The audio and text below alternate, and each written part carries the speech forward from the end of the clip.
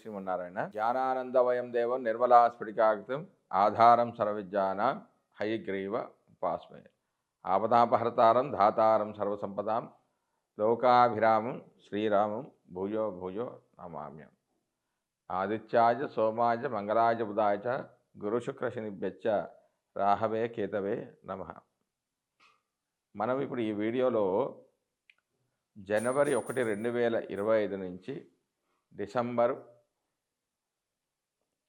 31, 2025 వరకు సంవత్సర ఫలితాలు తెలుసుకుందాం. అందులో ముఖ్యమైన 4 గ్రహాలే.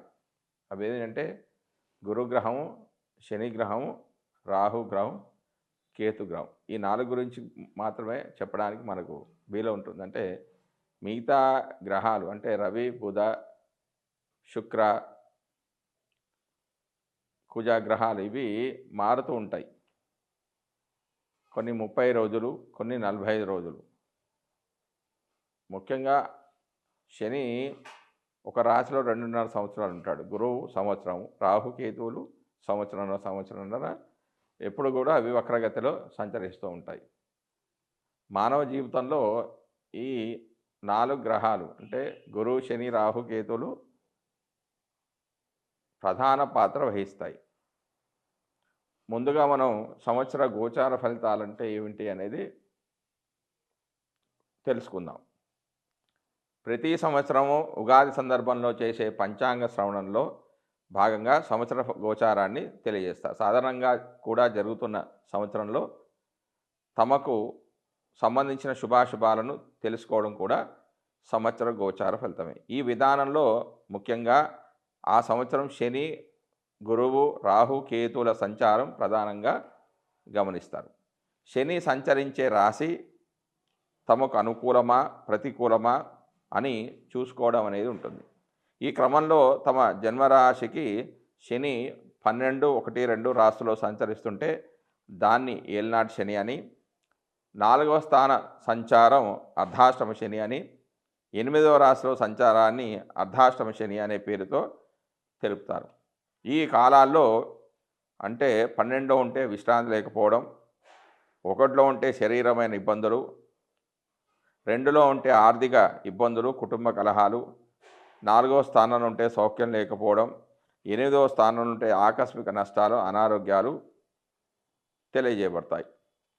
శని యొక్క దృష్టిని కూడా పరిశీలించడం సాంప్రదాయం. శని తానున్న రాశి నుంచి 3, 7, 10 స్థానాలు చూస్తూ ఉంటాడు.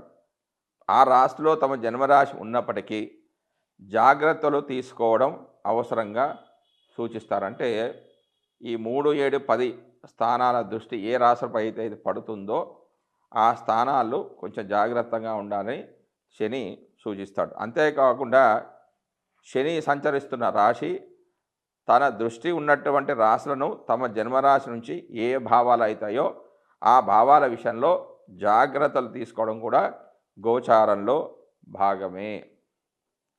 శని ఒక్కొక్క రాశిలోనూ 2.5 సంవత్సరాల సంచారం వల్ల ఈ గ్రహ ఫలితాలను అధికంగా గమనించడం సాంప్రదాయంలో ఉంది. సంవత్సర గోచార ఫలితాల అధ్యయనంలో శని ఫలితం చాలా కీలకమైనదని చెప్పవచ్చు. గురుగ్రహ సంచారాన్ని కూడా సంవత్సర గోచారంలో భాగంగా పరిశీలిస్తారు. గురువు తానున్న రాశి నుంచి 5, 7, 9 రాశులను చూడడం వల్ల ఆయా రాశుల వారికి అనుకూలతను తెలియజేయడం జరుగుతుంది. జన్మరాశి నుంచి 2, 5, 7, 9, 11 రాశుల్లో సంచరిస్తున్నప్పుడు ఆర్థిక, సంతాన, వైవాహిక సంతృప్తి, లాభాలను పొందవచ్చు. గురుదృష్టి ఉన్నటువంటి భావాల్లో లోపాలున్నా కూడా సరిదిద్దబడతాయి. ఆ సంవత్సరంలో ఏ కార్యక్రమాలకు అనుకూలమో ఏ కార్యక్రమాలకు ప్రతికూలమో కూడా గురుగ్రహ గోచారం ద్వారా మనం గమనించవచ్చు. నూతన సంకల్పాలు నెరవేరడానికి, వివాహ సంతానాది అంశాల్లో పరిపూర్ణత కోసం గురుగ్రహ గోచారం అనుకూలంగా ఉండే విధంగా చూస్తుండడం అనేది సాంప్రదాయం. రాహుకేతువులు తామున్న రాశులకు అనుసరించే భావాలకు సంబంధించిన అశుభ ఫలితాలను ఇస్తుంటాడు. ముఖ్యంగా 3, 6, 11 స్థానాల్లో తప్ప మిగిలిన స్థానాల్లో ఆయా భావాలకు లోపాలను తెలియజేయడం గోచార సాంప్రదాయం. ఏదైనా శుభగ్రహంతో కలిసి ఉన్నప్పటికీ ఆ గ్రహం యొక్క శుభత్వాన్ని తగ్గించే విధంగా రాహుకేతువు గ్రహాలు ఉంటాయి. అందువల్ల ప్రతి రాశి వారికి రాహుకేతు ఉన్నటువంటి భావాలను జాగ్రత్తగా చూసుకోవాల్సి ఉంటుంది. శని, గురువు, రాహు, కేతువులు అధిక కాలంలో ఒకే రాశిలో సంచరించడం వల్ల సంవత్సర ఫల నిర్ణయంలో వీరి ప్రాధాన్యం అనేది అధికంగా ఉంటుంది. జై శ్రీమన్నారాయణ. కుంభరాశి వారికి 2025 సంవత్సరంలో సంవత్సర ఫలితాలు ఏ విధంగా ఉంటాయి? ముందుగా గురుడు యొక్క ఫలితాలు. జనవరి 1, 2025 నుంచి మే 13, 2025 వరకు గురుడు 4వ స్థానంలో సంచరిస్తూ ఉన్నాడు. 4వ స్థానంలో సంచరించడం వల్ల అశుభ ఫలితాలే వస్తాయి. కష్ట నష్టాలు, గాయాలు ఇవే కాకుండా ఆస్తి నష్టం కూడా ఉంటుంది. ఇంటా బయట మానసిక అశాంతి అనేది ఉంటుంది. కష్టార్జితం అంతా వృధాగా పోతుంది. పదవీ భంగం అనేది కలుగుతుంది. ఖర్చులకు సరిపోయే ఆదాయం ఉండదు. మొత్తం మీద నిలకడ లేని అశాంతి అనేది వీరికి ఉంటుంది. అయితే తాను చతుర్థ స్థానాన్ని కాకుండా తాను వీక్షించే స్థానాలు అష్టమ, దశమ, వ్యయ స్థానాలు కూడా వీక్షిస్తాడు. కాబట్టి అందులో ఏమన్నా లోపాలుంటే వాటిని కూడా సరిదిద్దుతాడు. అవేంటో ఇప్పుడు మనం చూద్దాం. అష్టమ స్థానంలో నిరాశ, నిస్పృహ కలగకుండా ధైర్యాన్ని నింపుతాడు. దూర ప్రయాణాలు చేసిన లాభాలుంటాయి. శారీరక శ్రమ పడ్డా దానికి తగ్గట్టుగా లాభం ఉంటుంది. ఉద్యోగం భంగం కాకుండా చూస్తాడు. పెద్ద పెద్ద గొడవలు కాస్త చిన్న గొడవలుగా మార్చి ఇబ్బందులను కొంచెం తగ్గిస్తాడు. కష్టపడి ఫలితాలను చివరికి ఇచ్చి వెళ్తాడు. తీర్థయాత్రలు, పుణ్యక్షేత్ర సందర్శన వల్ల డబ్బులు ఖర్చు అవుతాయి. శుభకార్యాలకి ఖర్చు ఎక్కువగా పెడతాడు.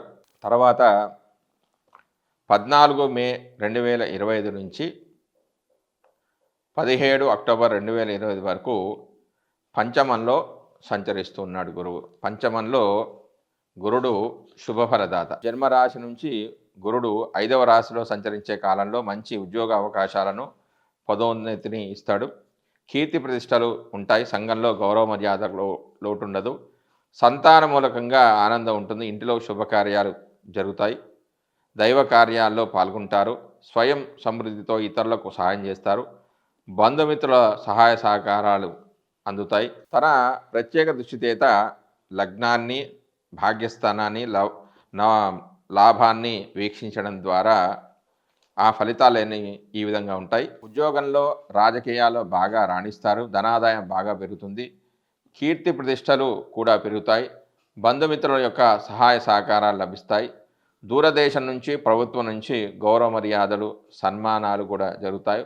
ఉన్నతమైన జీవితాన్ని గడుపుతారు. మంచి వాహనాలు కొంటారు. విద్యా వివేక వృద్ధితో పాటుగా అన్ని రంగాల్లో ఉన్నతిని సాధిస్తారు. ఇక లగ్నాన్ని కూడా వీక్షిస్తూ ఉండడం వల్ల కొంత మిశ్రమ ఫలితాలనే ఉంటాయి. ఊహించని రీతిలో ఖర్చులుంటాయి. ప్రభుత్వం నుంచి ఇబ్బందులుంటాయి. ఏకాగ్రత కొంత లోపిస్తుంది. ఉత్సాహం అనేది కొంచెం నశిస్తుంది. కొంత బంధువులతో విరోధం అనేది ఏర్పడే అవకాశం అనేది ఉంది.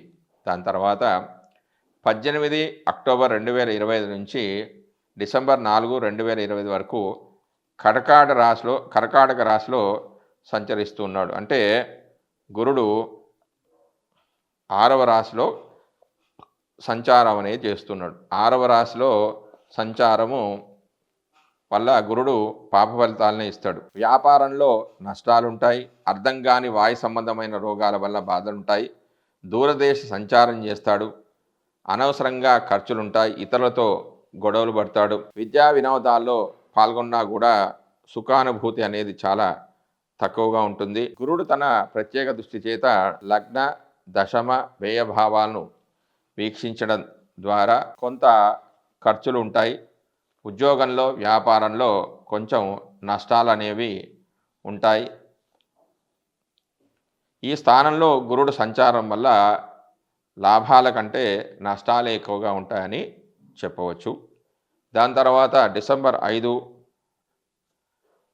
2025 నుంచి 31 డిసెంబర్ 2025 వరకు గురుడు వక్రగతిలో సంచారం చేస్తున్నాడు. అంటే పంచమంలో సంచారం చేస్తున్నాడు. పంచమంలో సంచారం చేయడం వల్ల జాతకుడికి శుభ ఫలితాలే వస్తాయి. పంచమం అంటే పూర్వపుణ్య స్థానం. పంచమంలో గురు సంచారం వల్ల ఉద్యోగంలో ఉన్నతమైన అవకాశాలు ఉంటాయి, పదోన్నతి కలుగుతుంది, కీర్తి ప్రతిష్టలు కలుగుతాయి, సంఘంలో గౌరవ మర్యాదలకు లోటు ఉండదు, సంతాన మూలకంగా ఆనందం అనేది ఉంటుంది, ఇంటిలో శుభకార్యాలు జరుగుతాయి, దైవ కార్యాల్లో పాల్గొంటారు.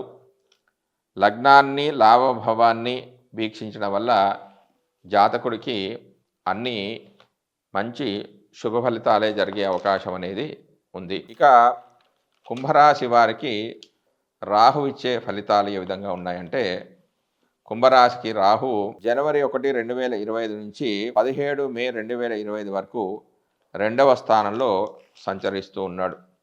2వ స్థానంలో రాహు సంచారం వల్ల కలహాలు జరగడం, మనస్తాపము, అపకీర్తి, వాగ్దోషాలు, కుటుంబంలో అనేక గొడవలు జరగడం, కష్టనష్టాలు వంటివి జరుగుతూ ఉంటాయి. తన సప్తమ దృష్టి చేత అష్టమ భావం వీక్షించడం వల్ల కూడా కొంచెం అనారోగ్య సమస్యలు, కార్యనాశనం కావడం, ప్రయాణ చేయడం ద్వారా ఆయాసము, ప్రభుత్వ దండన అంటే పెనాల్టీలు కట్టడం, విచారం వంటి ప్రతికూల ఫలితాలు ఉండే అవకాశం అనేది ఉంది. 18 మే 2025 నుంచి డిసెంబర్ 31, 2025 వరకు జన్మస్థానంలో అంటే 1వ స్థానంలో రాహు సంచరిస్తూ ఉన్నాడు.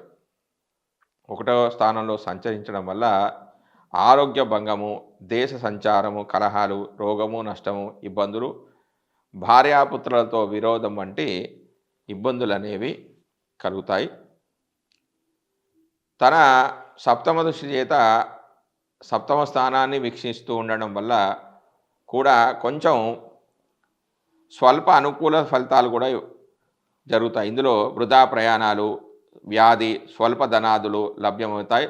స్వల్ప కుటుంబ కలహాలు, అనాలోచిత చర్యలు కూడా జరిగే అవకాశం అనేది ఉంది. దాని తర్వాత కేతువు యొక్క ఫలితాలు. కేతువు జనవరి 1, 2025 నుంచి 17 మే 2025 వరకు అష్టమంలో సంచరిస్తున్నాడు. అష్టమంలో కేతువు యొక్క సంచారం వల్ల మిక్కిలి ప్రతికూల ఫలితాలు ఇస్తాడు. అంటే రాహుకేతువులు అష్టమ స్థానంలో సంచరిస్తే చెడు ఫలితాలే ఎక్కువగా ఉంటాయి. అనారోగ్యము, ఆందోళన, క్రూర జంతు భయము, కార్యనాశము, ప్రయాణ ఆయాసము, ప్రభుత్వ దండన భయం, విచారణ వంటివి ఉంటాయి. తన ప్రత్యేక దృష్టి చేత ద్వితీయ స్థానాన్ని వీక్షించడం ద్వారా కూడా ధన నష్టము, అపకీర్తి, కష్టాలు లాంటివి జరిగే అవకాశాలు ఉన్నాయి. దాని తర్వాత కేతువు 18 మే 2025 నుంచి 31 డిసెంబర్ 2025 వరకు సప్తమ రాశిలో సంచరిస్తున్నాడు. అంటే 7వ స్థానంలో సంచరించడం వల్ల స్వల్ప అనుకూల ఫలితాలను కూడా ఇస్తాడు. అంటే వ్యతిరేక ఫలితాలతో అంటే మిశ్రమ ఫలితాలు ఇస్తాడు. వృధా ప్రయాణాలు, వ్యాధి, స్వల్ప ధనాదులు ఉంటాయి. స్వల్ప కుటుంబ కలహాలు ఉన్నా కూడా ధనాదాయం అనేది ఉంటుంది. వ్యాపారంలో కొంత రాణింపు అనేది కూడా ఉంటుంది. తన సప్తమ దృష్టి చేత లగ్నాన్ని వీక్షించడం ద్వారా కొంత వ్యాధిగ్రస్తులు కావడం, నష్టము, ఇబ్బందులు, భార్యాపుత్రులతో విరోధం లాంటివి కూడా జరిగే అవకాశాలు ఉన్నాయి. జై శ్రీమన్నారాయణ.